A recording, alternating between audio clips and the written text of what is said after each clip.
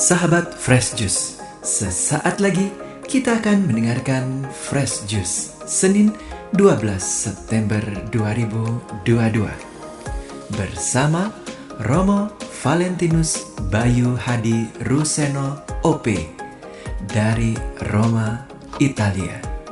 Selamat mendengarkan.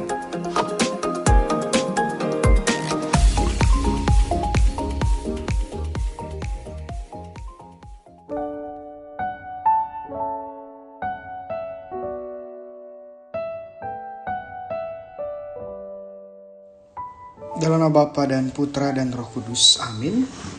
Shalom, damai sejahtera, berjumpa dengan saya Romo Bayu Ruseno OP.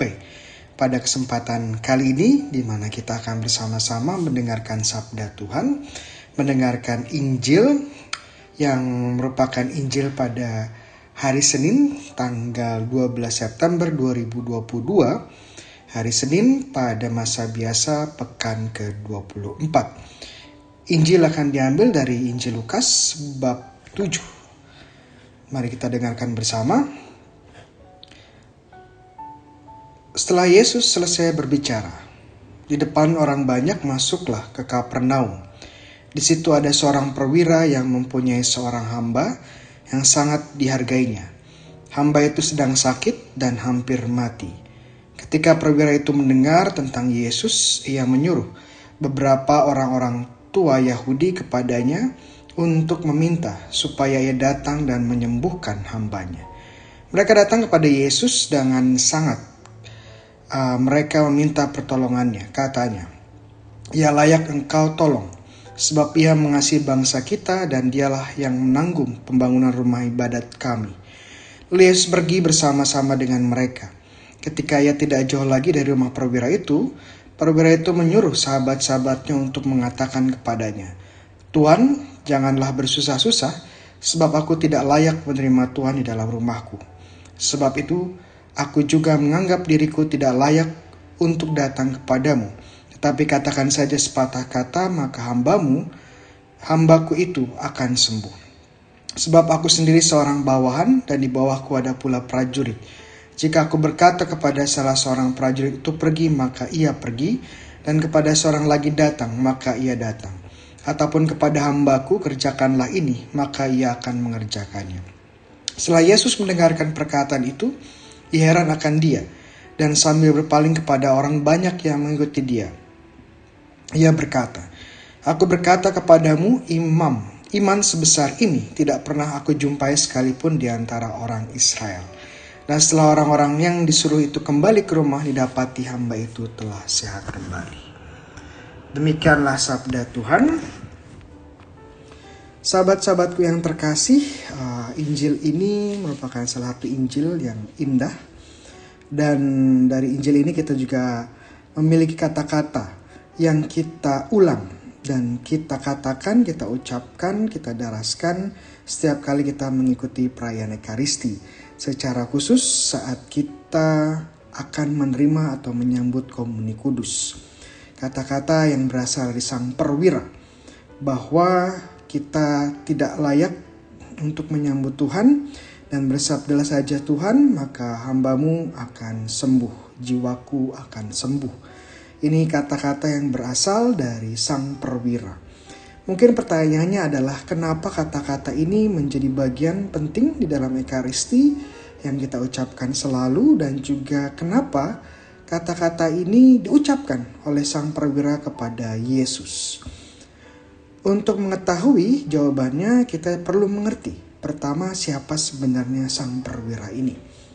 Perwira ini adalah perwira Romawi, seorang yang bertugas di daerah Kapernaum, di kota Kapernaum di Galilea.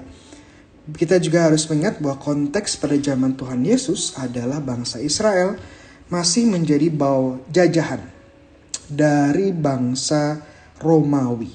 Jadi kehadiran sang perwira di tempat ini adalah menjadi utusan atau bertugas sebagai wakil dari pemerintahan Romawi, sang penjajah di kota Kapernaum di daerah Galilea.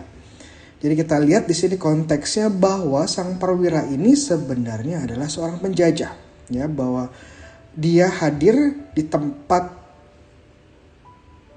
Yesus, di kota Kapernaum di Galilea sebagai seorang yang memiliki mandat untuk mempertahankan stabilitas, menjaga keamanan, dan sebagai seorang penjajah yang memastikan jajahannya berada dalam kondisi baik dan tidak memberontak.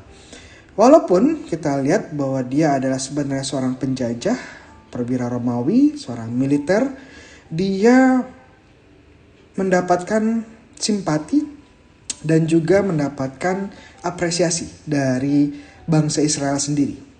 Kenapa? Karena dia berbuat baik kepada bangsa Israel secara khusus di kota Kapernaum, di mana dikatakan tadi dia berbuat baik dan juga membangun tempat ibadah atau sinagoga bagi bangsa Israel, dan tentunya ada perbuatan-perbuatan baik lainnya sehingga para penatua pun tidak sungkan meminta pertolongan dari Yesus untuk menolong sang perwira.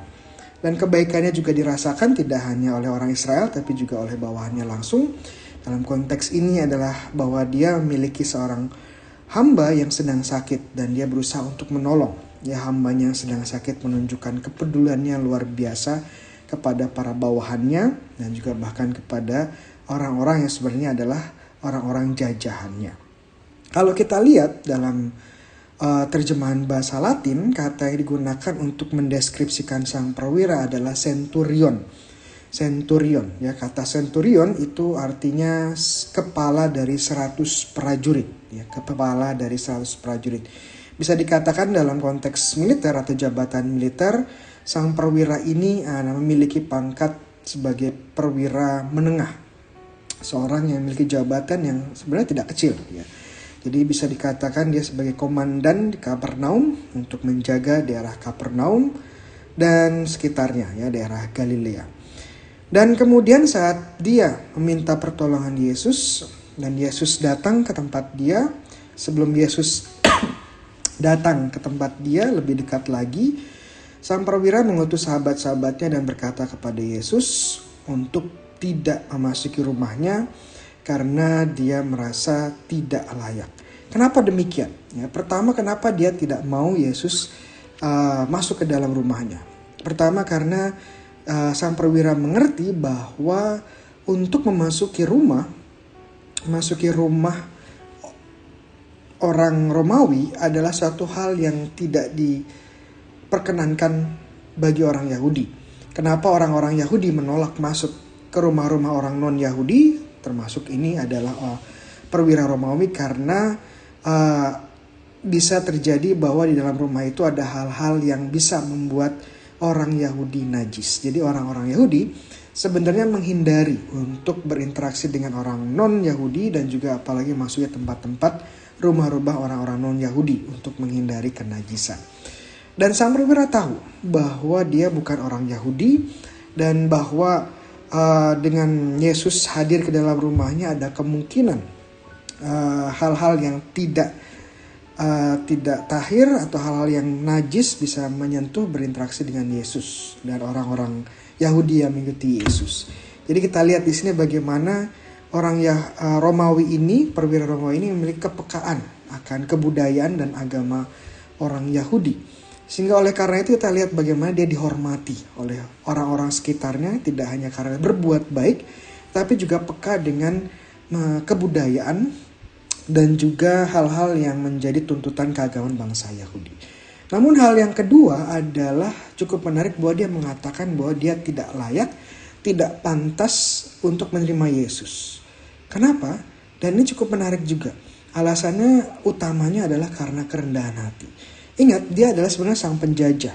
Sebagai seorang penjajah seharusnya pada umumnya dia akan melihat bangsa jajahannya sebagai yang lebih rendah, sebagai sesuatu yang tidak layak.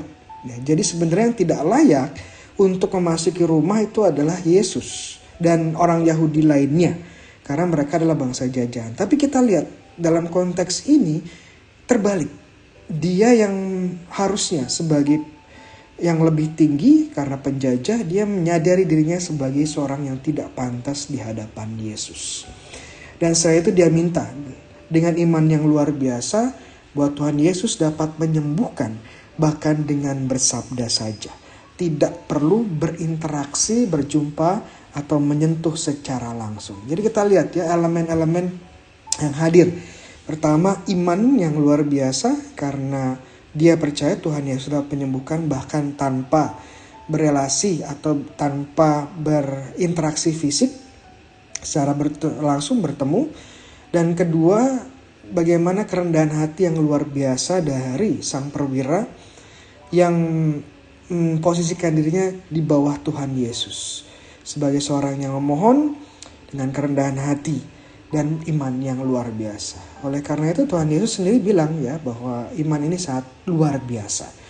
Ini menjadi kunci kenapa kita mengucapkan kata-kata yang sama dengan sang perwira, bahwa kita tidak pantas di hadapan Tuhan, tidak layak menyambut Tuhan. Namun kita percaya ya bahwa Tuhan dapat melakukan hal luar biasa dalam hidup kita. Dan ini yang menjadi sabda yang menghidupi kita. Ini yang menjadi kekuatan kita. Dan kita bawa dalam doa kita, dalam renungan kita, kata-kata sang perwira dengan kerendahan hati, dengan ketulusan hati, dengan kepenuhan iman. Kita percaya Tuhan akan melakukan hal yang luar biasa dalam hidup kita. Tuhan memberkati. Dalam nama Bapa dan Putra dan Roh Kudus. Amin.